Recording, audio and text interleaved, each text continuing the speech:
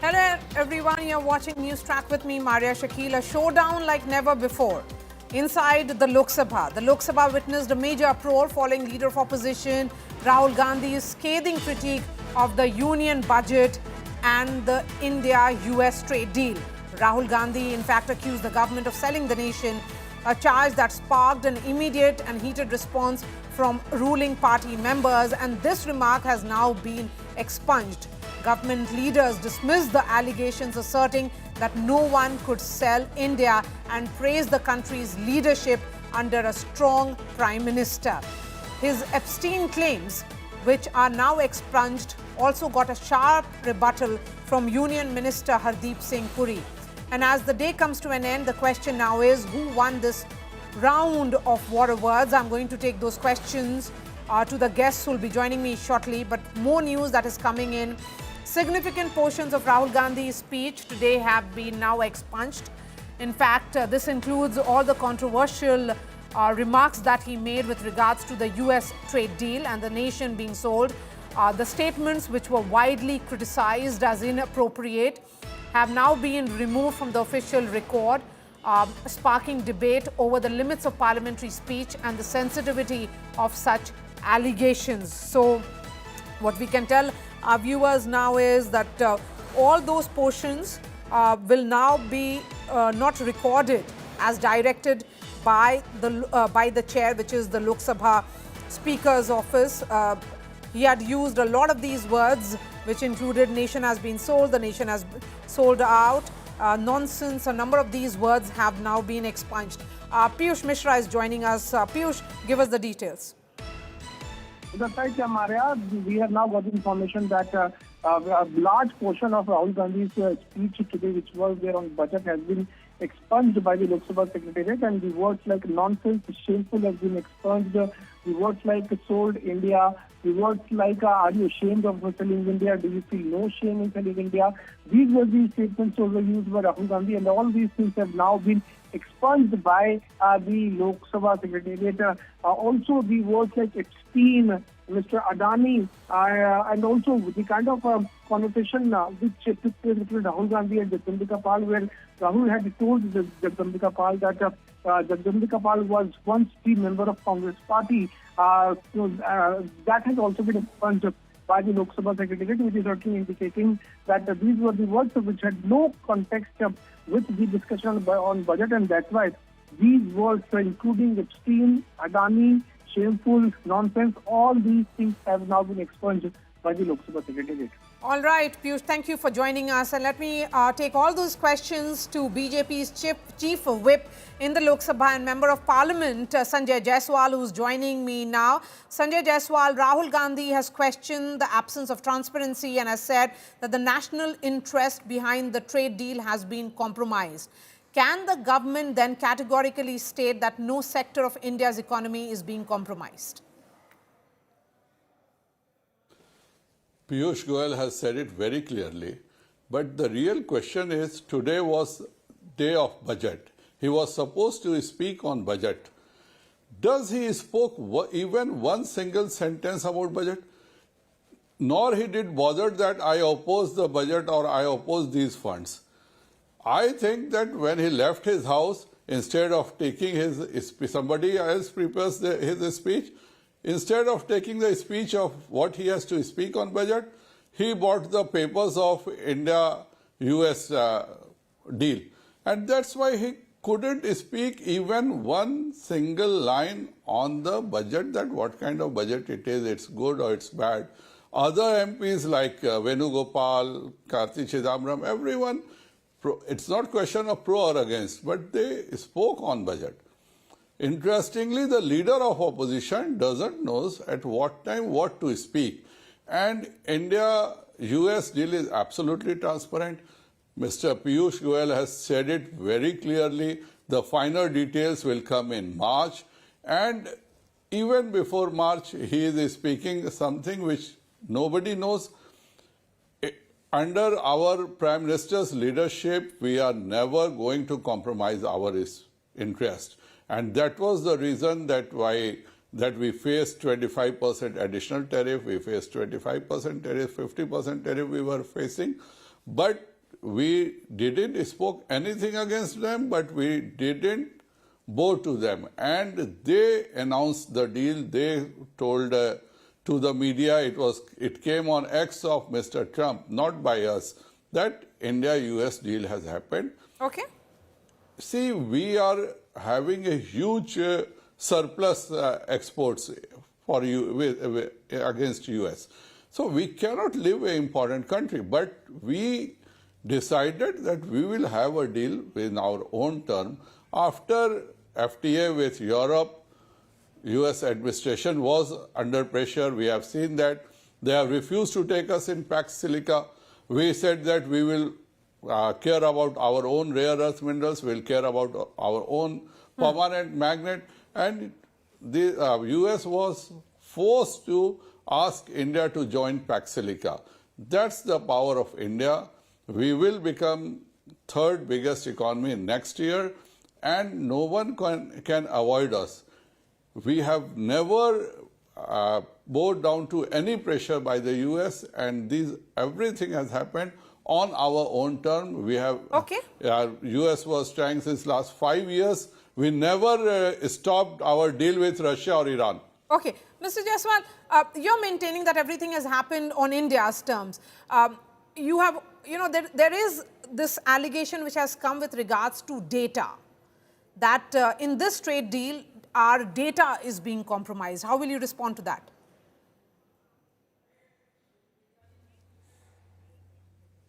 I told you Rahul Gandhi forgot to take his budget speech. He was saying that you are giving tax holiday to the data companies for 20 years. He hasn't read the budget. The budget clearly states that any data center opening in India will have a tax holiday. So we want that all data centers should come to India. They should open here. We cannot allow, we are software giants, but we want to become best in AI. We want to become best in hardware also. And that's why the government has given PLI on different schemes. We have given PLI on semiconductor. Now we are going one step ahead and we are taking care of rare earth minerals and permanent magnets and data center. He didn't read the words also. He said, why you are giving 20 years tax holiday? Do we need that all data centers should be outside India? Mr. Rahul Gandhi has always compromised, and UPA government has always compromised in front of WTO when they signed a pact in which we will be not allowed to do free distribution of our PDS. They signed a pact with Pakistan in 2009 in Sharm el-Sheikh that, okay, terrorism will continue, it doesn't have any problem, but we will keep our business together with India and Pakistan. A UPA government which has compromised at each and every level is talking about us. The whole nation knows the integrity of Mr. Narendra Bhai Modi ji. The whole nation knows the integrity of NDA government and what we have achieved till now. My simple question is, in 2004, we were 11th biggest economy. In 2014 also, we were 11th biggest economy. We are not able to even one step ahead. And Mr. Chidambaram himself said that in 2043, we can become third economy. And we are talking about in 2027, we will be the third economy of the world. And that shows what kind of policy Mr. Modi is leading in India. Okay, Dr. Jaiswal, I must ask you this question because you are the chief whip of the BJP in the Lok Sabha. Help us understand what exactly happened on that day when those visuals have started coming out of women MPs near Prime Minister's chair. The charge that is coming in from the Treasury benches is that there was an attempt to ghirao the Prime Minister. On the other hand, the opposition MPs maintain that it is perfectly all right for them to cross over from their assigned seats to the side on which the government MPs and leaders sit. So why is there so much of suspicion and mistrust between the two sides? Why is an act that the opposition calls parliamentary protest being interpreted by the government as an attempt to intimidate? Where exactly is the trust going? I mean, why is there a breakdown of trust? Can you give a single example in last 77 years that any opposition members, and not that too with a huge banner, have stepped on our side.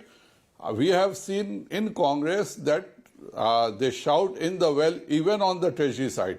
But BJP, you can never give one single example that we have crossed even half mark in well. I still remember in 2010, we 2-3 young MPs at that time, we crossed the half mark, and Sushma Swaraj ji has called all the MPs from the well, and she told us, sit on your chair, how dare you went towards the Treasury side. Okay. And these ladies didn't only were there in the well on our side, they crossed 3 steps, means they surrounded the entry passage of Prime Minister, they surrounded the passage of our Parliamentary Affairs Minister, and they have reached at the level of where the State Parliamentary Affairs sit. No one was able to go on these 3 rows. If something would have happened, it would have happened very awkwardly. But because if our Honorable Prime Minister would have come, there would have been a scene which never thought, because we will never allow that somebody can stop our Prime Minister not to sit in his seat. So the Speaker's decision, we didn't want to comment on it, and he took a decision and our Honorable Prime Minister agreed for that. But you just see on Rahul's part, when he was speaking on President's speech, he said, I authenticate my paper. And he put the papers in the well. He didn't sign the paper. That time also he said, I am authenticating it. And they said, you put the papers on table. He didn't sign his paper that he is authenticating it. Today also the same scene was created. He said, I authenticate it. Instead of authenticating the papers, the proof, the statement, he was bringing one plain page. I don't know what was written there, and he said, I am authenticating this. How a leader of opposition can be so foolish that he doesn't know how to authenticate in Parliament? All right, Dr. Sanjay Jaiswal, really appreciate your time. In fact, the tension between the opposition and the Treasury benches is only likely to escalate now. The government has decided that they will be moving privilege motion against Leader of Opposition in the Lok Sabha, that is Rahul Gandhi. Sources are saying that privilege motion notices are likely to be given against Rahul Gandhi tomorrow. And this is coming after a major portion of Rahul Gandhi's speech was expunged. So now it is the privilege motion notice which is likely to be served. That is something that's going to happen tomorrow. Piyush is joining us. So Piyush, what should we be expecting in Parliament tomorrow? Well, Maria, like you rightly mentioned, that yes, the tension is going to escalate between government and opposition tomorrow, as the sources, top sources in the government have confirmed to us that the notice, the privilege notice against Rahul Gandhi to be filed tomorrow by a senior BJP MP there in Lok Sabha. Remember that the grounds of filing this notice would be of misleading the House and making baseless statements. So you would remember that today Union Parliamentary Affairs Minister had requested Rahul Gandhi to substantiate the kind of allegations which he was making. While speaking today in Lok Sabha, Rahul Gandhi had made a few allegations without serving the proper notice, and he had dragged the Union Minister and also Prime Minister into making the baseless allegations. Following which, Vijay had done a press conference and had said that he will have to substantiate with the kind of allegations which he is making, and if he doesn't do that, then government would move forward to file privilege notice against Rahul Gandhi. And what we're now learning is that Rahul Gandhi has not substantiated the allegations which he made, and that's why tomorrow, most likely, the privilege notice will be filed against Rahul Gandhi. Okay. So it looks like that in the next 2 days, that is there of this part of the budget session, there will be only no work, perhaps only tension between the two sides. Joining me on the show tonight now is a senior Congress leader and Congress MP, Renuka Chowdhury. Ma'am, multiple BJP leaders from Sudhanshu Trivedi to Union Minister Hardeep Puri, all of them have addressed press conferences and they have accused Rahul Gandhi of damaging India's credibility. Is the Congress then willing to admit any lapse, or will you simply call this political propaganda? Tell me, what does it appear to all of you? Obviously, it's political propaganda. This government is now outstanding in their ability to divert and dilute the direction of any narrative against them. So they don't want to address the real issues. What did RG say? What did Rahul Gandhi say? What is it that they have taken so much offense? Is it something that he has fictitiously created? No. There's damning evidence of what has happened. Either you answer, but this shoot and scoot, the way they do it, they're so terrified, and they don't realize the more they try to cover up, the more obvious it But gets. Renuka ji, the BJP says that there are in fact sellout incidents of the UPA era. That during the oil deal with the former Iraq President Saddam Hussein, Congress leader then Natwar Singh was forced to resign. And during the Indo-US nuclear deal, a Congress leader was under the lens for money-arranged claims. So Rahul Gandhi's allegations lack any kind of evidence. Why hasn't the Congress issued a clear evidence-backed clarification instead of broad political counterattacks? Okay, let us assume for a second that this is the truth. Why did they have to wait till today to expose this? What were they doing for the past 11 years? Why haven't they addressed this earlier? So, I mean, this is what I mean. All that they can do is rewind and replay history and amend it according to what suits them, or quote out of context so that they can divert the national attention from what the real issues are. What is the big deal is what we are asking. What is this great deal that you have signed with the US? That you are actually patting yourself on the back at the cost of every Indian. All our data is up for the take. Is that what we are all about? So if Rahul Gandhi questions that, suddenly they do this rewind replay of history. I mean, this is amazing. What did you all do? You were there then too. You were sitting in the opposition then.